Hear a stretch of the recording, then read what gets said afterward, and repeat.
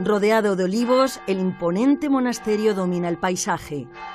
Es el Valle de las Villuercas, en Cáceres, donde nada se entiende sin este santuario de Guadalupe. Un templo de enorme poder e influencia sobre toda la comarca en los últimos 700 años.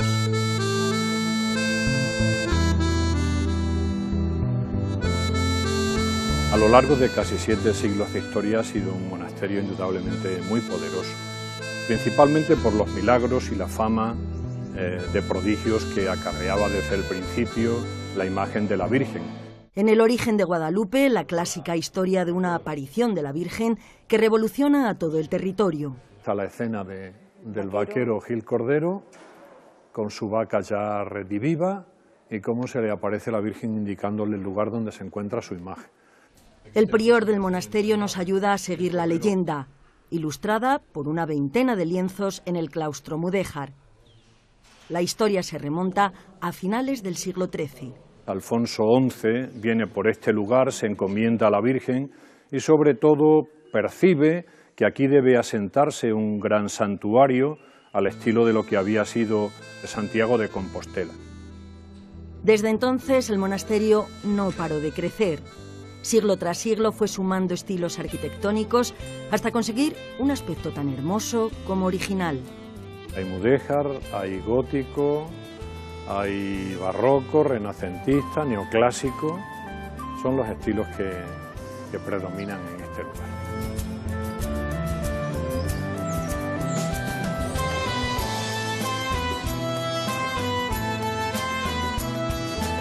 En la sacristía de Guadalupe conservamos los zurbaranes en la disposición que incluso el pintor le dio con el contraluz de los claros y de las sombras propios del barroco, una de las mejores colecciones del pintor extremeño Francisco de Zurbarán, hecho precisamente para el lugar donde todavía se conserva. Pese a todos los tesoros artísticos, la joya del santuario es pequeñita, de apenas 60 centímetros de altura. Fray Antonio nos la enseña desde el camarín. Es una talla humildísima.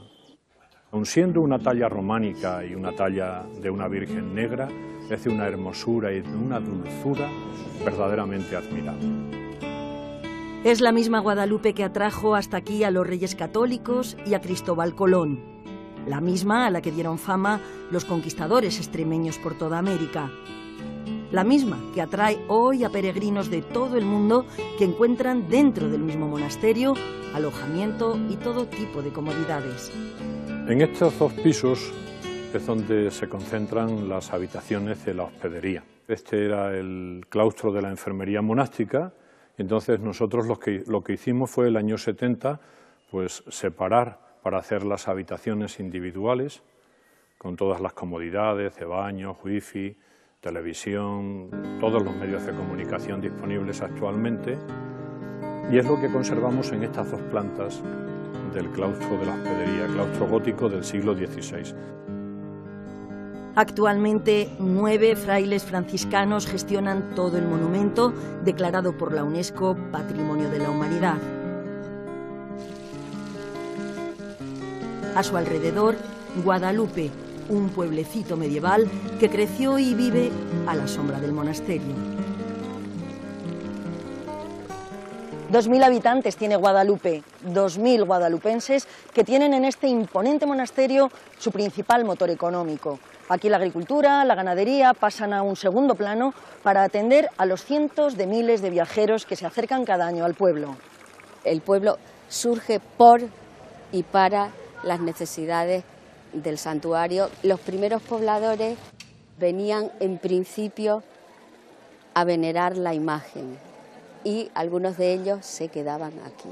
El rey va concediéndole una serie de privilegios al santuario y les da una serie de privilegios también a los que vienen para que se queden de asiento aquí, para que vaya repoblándose la zona. Elisa nos remonta a tiempos de la Reconquista, cuando Guadalupe era frontera de Al-Ándalus. Las primeras viviendas del pueblo se levantaron frente al monasterio, en la Plaza Mayor, donde destaca la fuente.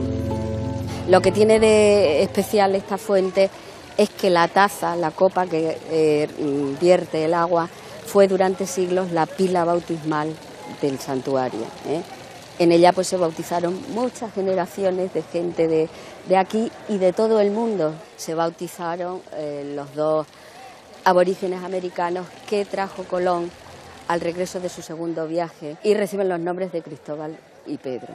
Son los dos primeros americanos de cuyo bautismo existe partida en el documento original que guardamos como un tesoro en el archivo del monasterio. No hay rincón en Guadalupe sin historia.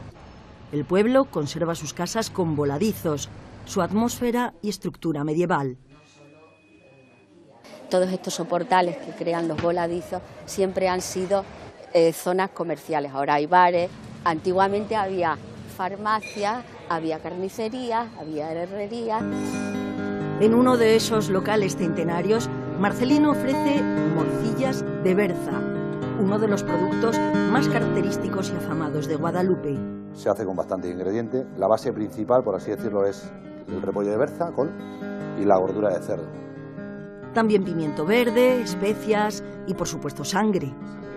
Marcelino mezcla todos los ingredientes siguiendo la receta tradicional. Y sale una masa homogénea. Mis abuelos, mis padres, todos somos la tercera generación de fabricantes. Es la base de nuestros ingresos, la morcilla de Guadalupe. Bueno, y aquí tienen al final lo que es la morcilla de Guadalupe y de aquí a la venta directamente. Guadalupe hay dos cosas por las que se conoce. Lo primero, el monasterio, y lo segundo, la gente cuando viene a Guadalupe a probar la morcilla indudablemente. En la posada de la plaza, sin duda una de las más antiguas de toda España, Carmen prepara tapas de morcilla. Se coge la morcilla, se mete en el agua y se deja a hervir. Se saca luego después de hervir 10 minutos y ya se puede comer. Nosotros la presentamos así. Eso sería una tapita de morcilla. Una de sus especialidades. Otra, las migas extremeñas. Sí, me la enseñó mi madre, que ha sido cocinera, y la que hacemos siempre. Un plato contundente que añade a las migas de pan, costilla y panceta adobadas, chorizo y pimiento. Estas son ya las migas completas que ponemos aquí en la posada del Rincón con huevo frito. Mi bisabuelo le enseñó a mi padre con 14 años. Mi abuelo no fue calderero. Y luego ya pasó a mi padre y luego ya pasó a nosotros. Pero esto se acaba. Nadie quiere aprender esto. Es muy lento, muy pesado. Muchas horas metidos aquí dentro. Se acaba. Son reflexiones de Javier mientras bate el cobre. Es el último calderero de Guadalupe.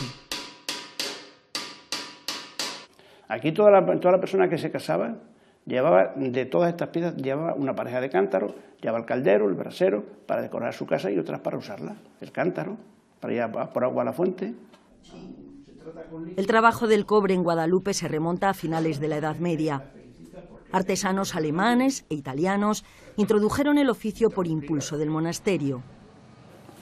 Está la caldereta, el cántaro pequeño, esto ya son piezas más modernas que he hecho yo ahora, la medida, el pote, los calentadores de cama, los calderos, los braseros.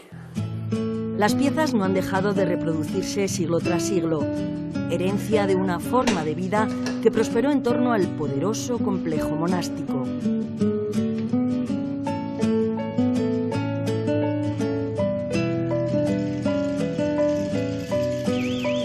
Hoy el Real Monasterio de Santa María de Guadalupe sigue siendo el eje de la comarca extremeña de las Villuercas, un fenómeno atípico en el medio rural español.